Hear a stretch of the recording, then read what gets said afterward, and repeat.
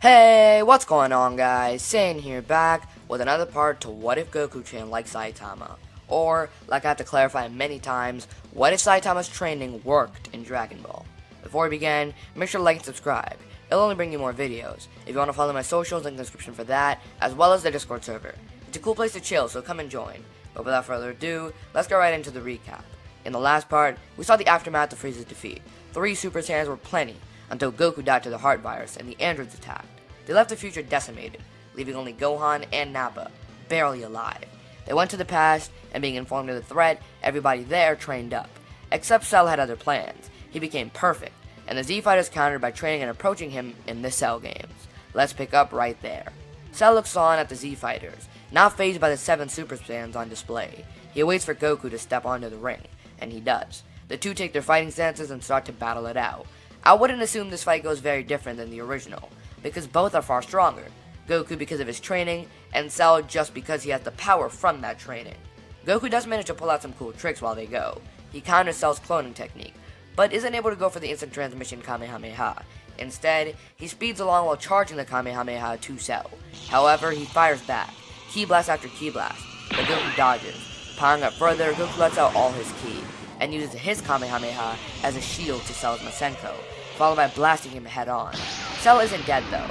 Sure, the energy was heavy and left him half dead, but for Cell, that isn't a problem. He just regenerates, and then Goku decides he's out. Future Gohan's the next one to go, and he's definitely a little stronger than Goku.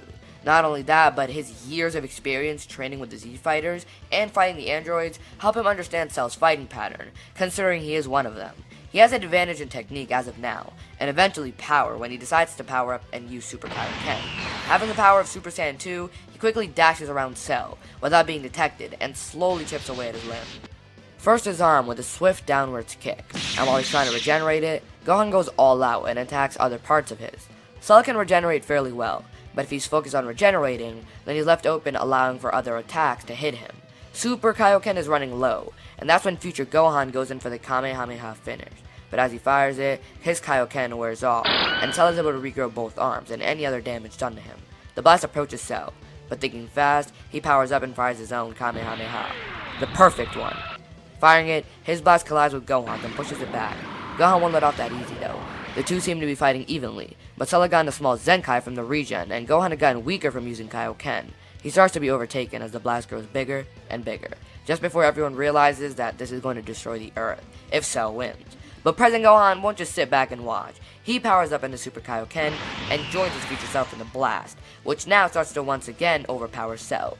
The two Gohans put more and more energy into the beam, with future Gohan even tapping into a new power for a split second, something far more sustainable than Super Kaioken, and together, they both overpower Cell, killing him for good. Goku's proud of both of his sons. Well, technically it is just one son, but is it two if there are two of the same people, from different timelines at a different age? Yeah, it's confusing. Wrap your head around that. With the threat over, everyone heads home and both future Nappa and Gohan do as well. They've already taken care of their androids, and after heading back they take care of Cell too. Back in the present though, similar events play out, except of course Goku isn't dead. Vegeta's trying to figure out a new path of transformations, as well as Raditz. The two eventually try to do it together, after realizing that they had the same idea. Goku heads towards Super Saiyan 2, and then eventually Super Saiyan 3. Nappa actually tries to leave the fighting life. As we all know, Nappa is far older than the rest of these guys. He was in his 50s when we saw him in the Saiyan Saga. He also trained in the Time Chamber, which made him older, as well as all the training he did along the years he spent on Earth. So he ditches the fighting life for now, and settles down on a farm that he was able to get with some help from Bulma. The last person would be Gohan. He sort of leads the life he did in the original Time Jump, but he keeps up with his training, enough to where he's still able to achieve Super Saiyan 2, after seeing his future self do it, and so he's able to hold his current power level, but not get much stronger. Let's get back to Vegeta and Raditz. If you guys haven't yet guessed, those two are trying to achieve Super Saiyan 4. While they realize there's clearly something above Super Saiyan, as in Super Saiyan 2, they're more focused on this power, combining the Great Ape with their Super Saiyan transformation. They do it one by one, just so the one who isn't transformed can keep the Great Ape in check, and take it down if he's to lose control. A lot of failure ensues the two. They can control the Great Ape, except Super Saiyan on top makes them lose the only thing that they need, control. A few years go by until something finally happens. Vegeta, while transforming, hits Raditz in the multiple mountains, which knocks him out. He follows by rampaging West City in his golden Great Ape form. This goes very wrong and a lot of damage is done. The Z-Fighters show up to try and stop him, but the Great Ape's power is massive. Goku tries to power up into Super Saiyan 3, but Vegeta slaps him away mid-transformation. Gohan uses Super Saiyan 2, but that isn't even enough. It eventually comes down to cutting his tail, but the ape is just too strong. Goku asks for everybody to try and hold him off while he powers up, and they do try. Goku starts to power up, going through the different stages of Super Saiyan, until the last one, which starts to shake the earth to its core. Before Vegeta can react, Gohan is able to kick his face upward, and Krillin, Tien, and Yamcha from above make a simultaneous attack that knocks the ape further down. Aside from millions in property damage, no one was hurt, and Goku was able to transform into his newest transformation, something he calls Super Saiyan 3. With this power, he grabs the tail of the Golden Ape and flings him towards a wasteland. He follows suit, but Bulma approaches and tells Gohan to fly her there. He's reluctant but realizes what she's getting at. At the battlefield, Raditz joins Goku in holding the Great Ape down, and they're able to hold him down. When Bulma arrives, Vegeta gets a spike of energy, punching both of them miles away, and looking at her directly. She tries to knock some sense into him, and Vegeta picks her up. That's when she brings up Trunks, and slowly the sands start to glow further. He drops Bulma, but Gohan catches her, and then suddenly Vegeta grows smaller and smaller, until a human-like figure is spotted once more, but different, in red fur, coated in a fiery red aura. Vegeta gained control and passed on to Super Saiyan 4. Everyone is amazed at the power and display, including Vegeta himself. He apologizes and then looks at Bulma, giving her a smile. Raditz follows suit in learning this, and helping Vegeta control it, using the Dragon Balls to restore all the damage done as well. Throughout the following years, Vegeta gets a lot closer with his family. That experience brought them in closer, and he's more like he was at the beginning of Super. Raditz still hasn't decided to settle with anybody though. It actually stays that way. If you guys want to see Launch and Raunch, follow along with the What If Goku Joined Raditz series. And with that, the 7-year time gap comes to an end. A tournament is held, of course, and Videl is able to convince Gohan to join, who convinces the rest of the Z-Fighters too.